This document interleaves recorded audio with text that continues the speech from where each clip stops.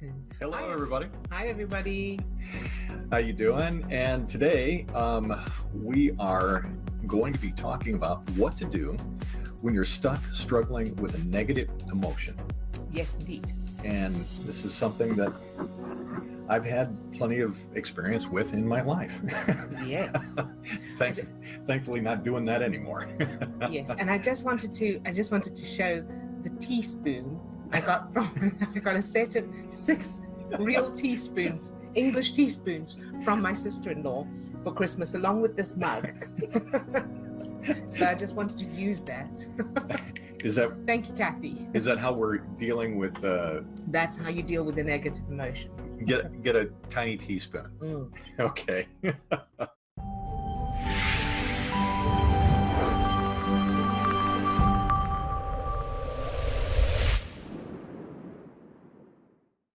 So what to do when you're stuck in struggling in negative emotions?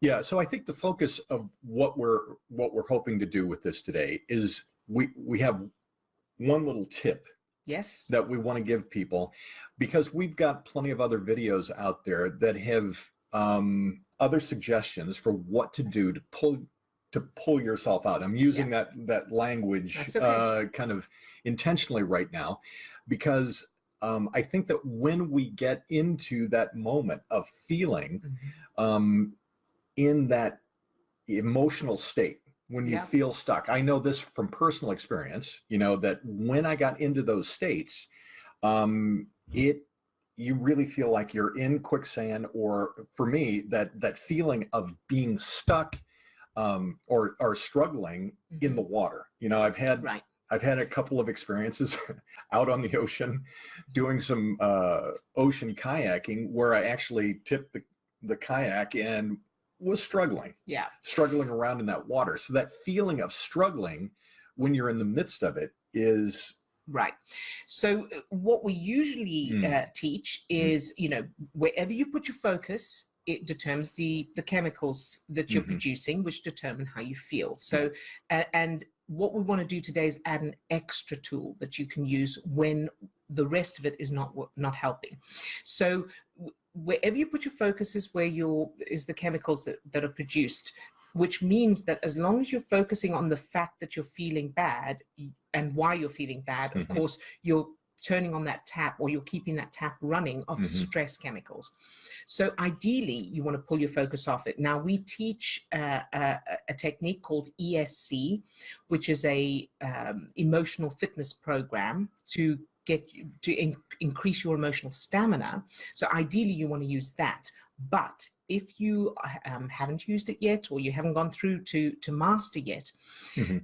then use whatever it takes. So, watching comedy, listening to music, watching uplifting talks. Now, if none of that is working and you're still struggling, what tends to happen is you're thrashing around. You go, I need to pull myself out. I can't pull myself out. And of course, you're Mhm, keeping those mhm, stress chemicals going.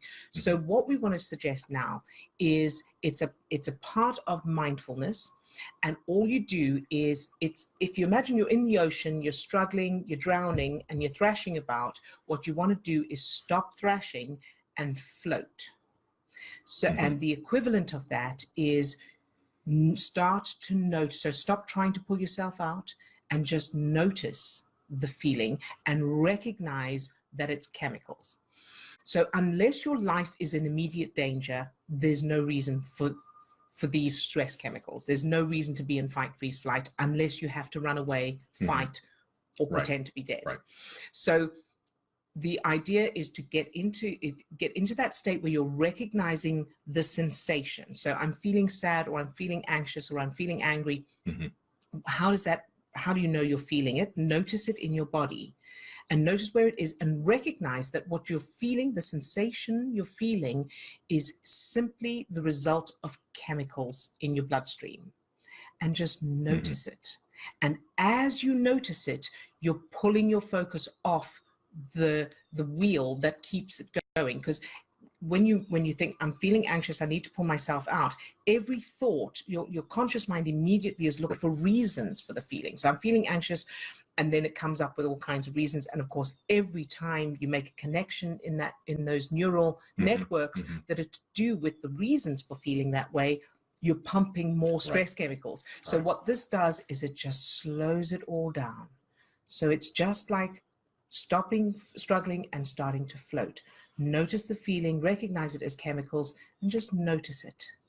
And then once you've brought those stress chemicals down, then you'll find it easier to watch comedy, go for a walk, listen to music, use ESC if you're going through that program, whatever it is. So it's just a life raft in the middle of the ocean.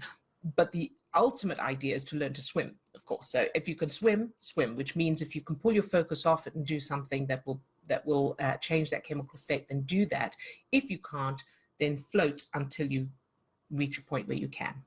Now, I'd like to recommend that you give this a shot and you do some practice around this prior to getting out in deep water and getting stuck. Yeah, learn to float in the swimming pool first. So you can do some practice around this by doing some simple techniques. Now, these are simple mindfulness techniques that, that a lot of other people, a lot of other teachers are out there using, but you can use these kind of things. And as you're doing these techniques, keep reminding yourself that this is just a chemical reaction. This is a chemical sensation that I'm feeling in my body.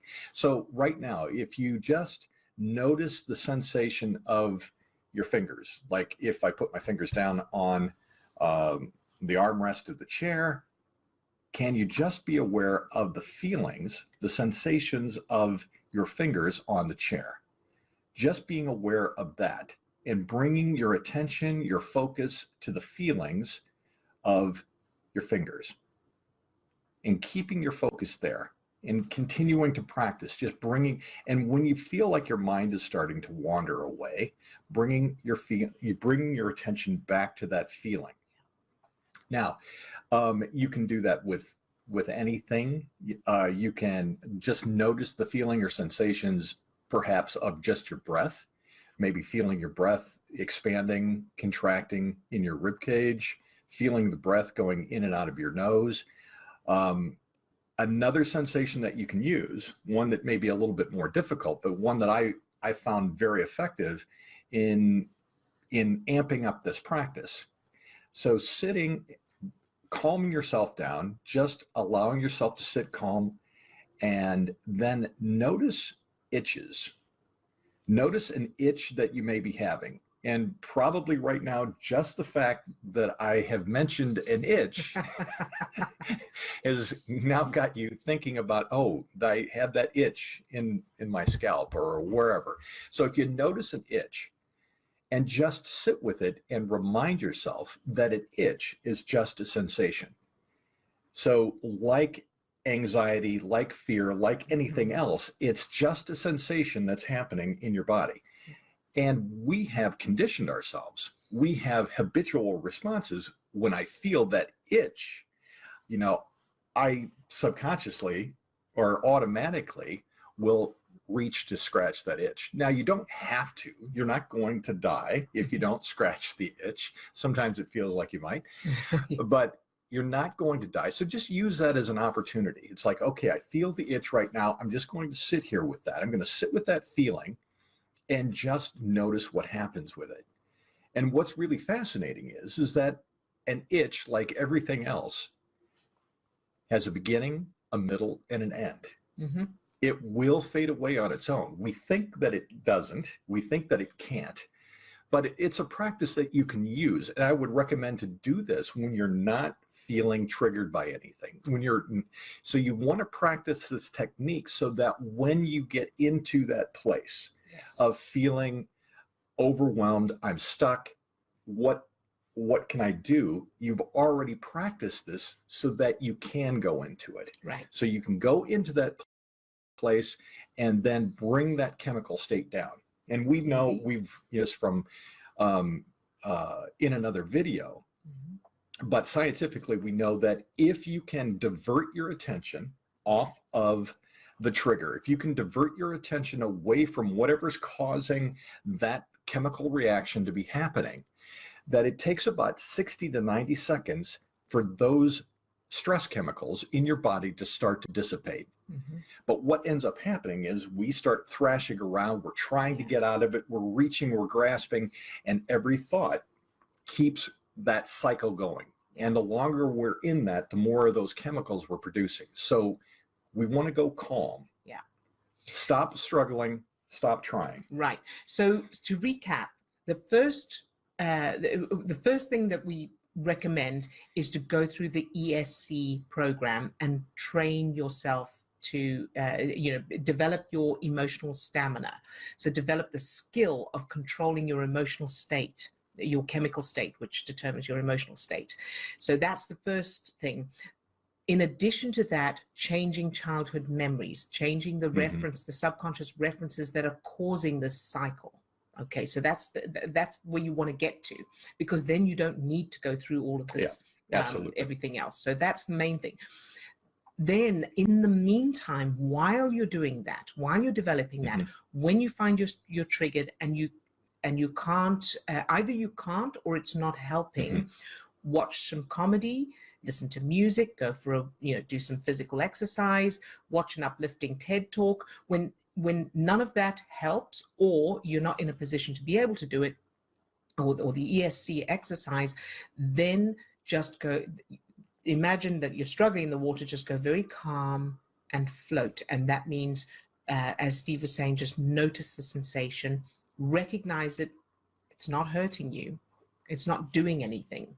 It's just there. It's just chemicals. And if your life is not in immediate danger, then there's no reason to panic about it. Just calmly notice it. Yeah. All right. So is that it for today? No. The ESC intensive course starts on next Saturday, which is the 5th of January.